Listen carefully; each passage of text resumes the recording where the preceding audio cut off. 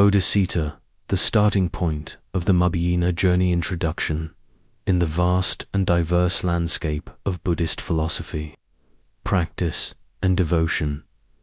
Bodhicitta, often translated as the mind of awakening or the awakening heart, stands as one of the most transformative and foundational concepts in Mahayana Buddhism. While early Buddhist teachings emphasize liberation from suffering, nerve-based primarily through personal discipline, meditation, and insight, the Mahayana tradition elevates the aspiration to a universal dimension, the liberation of all sentient beings. At the heart of this aspiration lies Bodhicitta.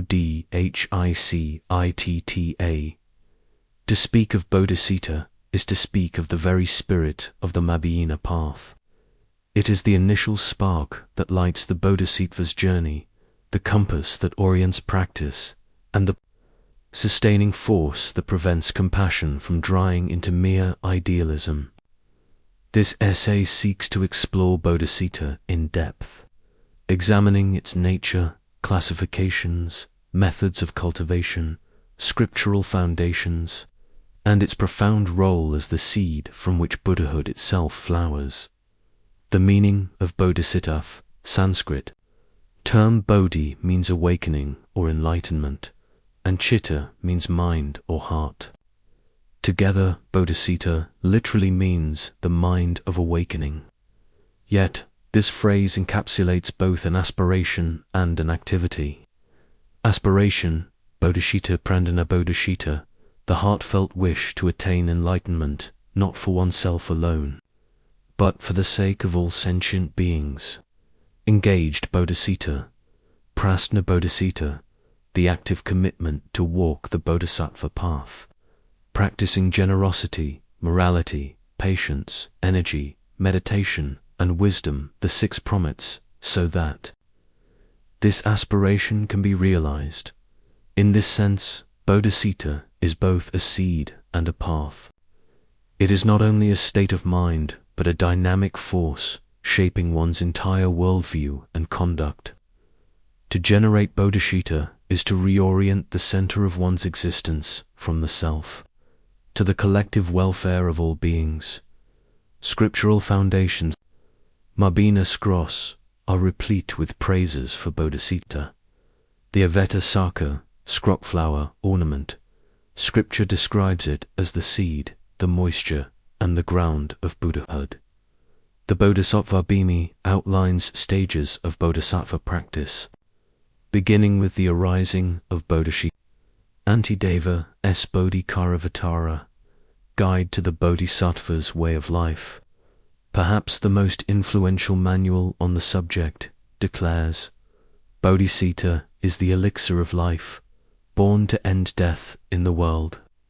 It is the inexhaustible treasure that dispels poverty in the world.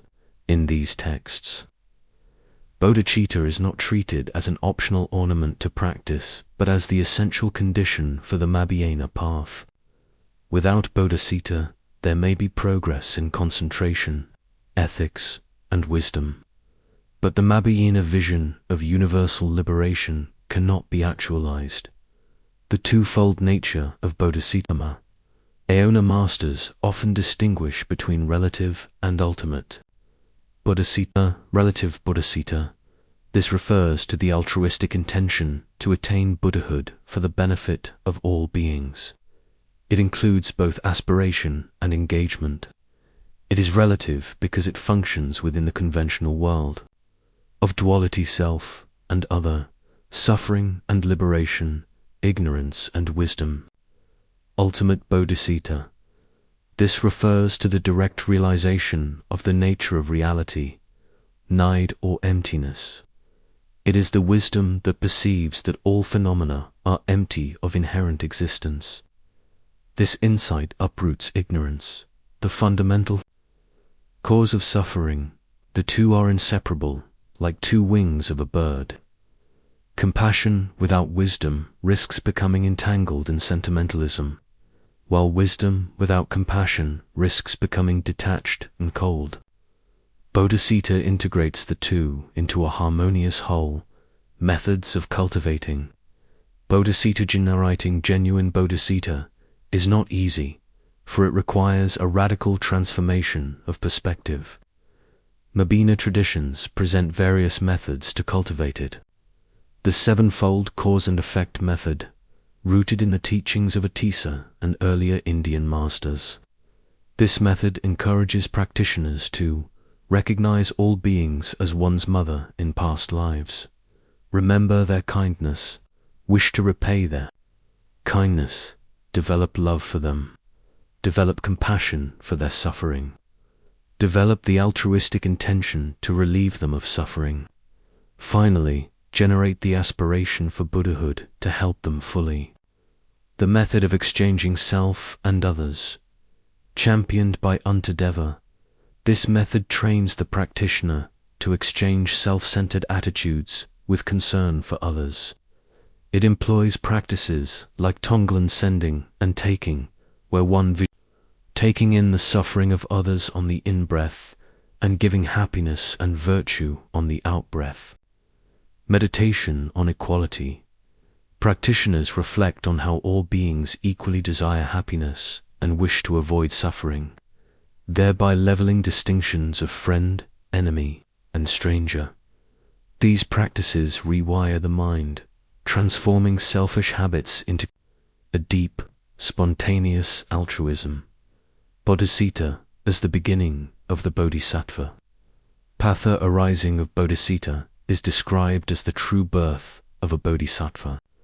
Just as a prince, upon coronation, becomes the ruler of a land, so too does one who generates Bodhicitta enter into the spiritual royalty of the Bodhisattva lineage. Bodhicitta is compared to the seed. Without it, Buddhahood cannot grow. The ground, it supports all practices. The water, it nourishes virtues and prevents them from withering. This is why Buddhist teachers often stress ceremonies of Bodhicitta generation, in which practitioners formally vow to awaken for the sake of all beings. This vow is not a single event, but a continuous renewal. The transformative power of Bodhicitta. What makes Bodhicitta extraordinary is its transformative power. It changes the very orientation of existence, from self-centeredness to other-centeredness. Instead of seeking only personal peace, the Bodhisattva finds joy in serving others. From fear to courage, Bodhicitta gives resilience to face suffering, because suffering is seen as fuel for compassion. From narrowness to vastness, the scope of one's practice expands to include infinite beings across infinite realms. Untadeva writes that a moment of genuine bodhicitta has more merit than offering countless jewels to the Buddhas. Why? Because while offerings are finite, Bodhicitta generates an inexhaustible stream of benefit as it continuously motivates wholesome actions. Bodhicitta and daily life. Bodhicitta is not confined to meditation, cushions, or temples.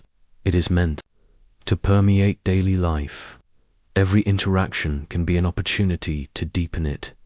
In family life, practicing patience, kindness, and selflessness with loved ones.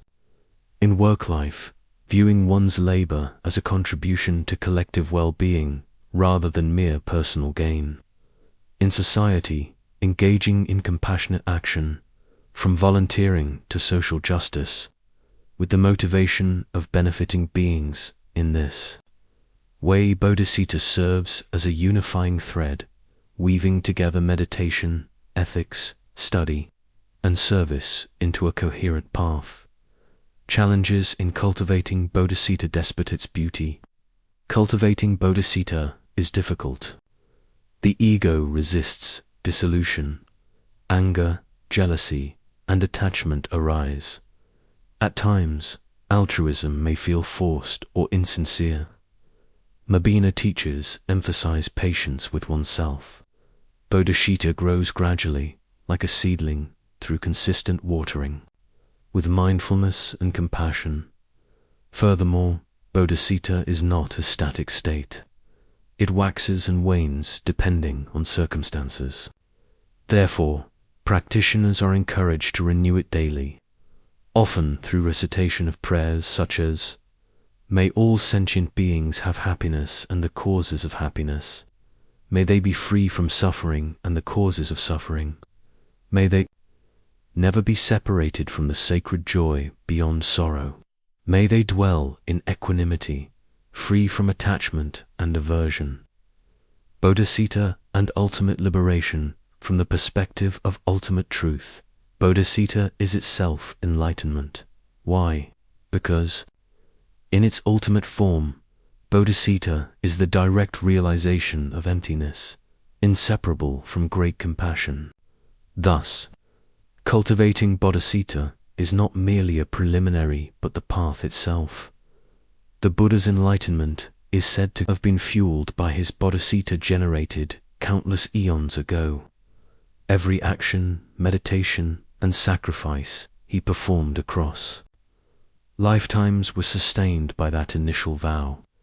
In the same way, the Bodhisattva's progress toward Buddhahood is sustained by Bodhicitta until its fulfillment in perfect awakening. Conclusion. Bodhicitta is rightly called the starting point of the Mahayana journey, but it is also its middle and its end. It is the spark that ignites the path, the energy that sustains it, and the fruition of Buddhahood itself. To generate Bodhicitta is to commit oneself to a vision of infinite compassion, inseparable from wisdom. In a world often fragmented by egoism, competition, and conflict, Bodhicitta offers a radically different paradigm: to live not for oneself alone, but for the welfare of all. It transforms spirituality from a private escape into a universal embrace, as Antideva so eloquently proclaimed, "For as long as space remains, for as long as sentient beings remain, until then may I to remain, to dispel the sufferings of the world." In these lines lies the essence of Bodhicitta, an endless vow, a limitless love, and the first step of a journey that culminates in the enlightenment of all.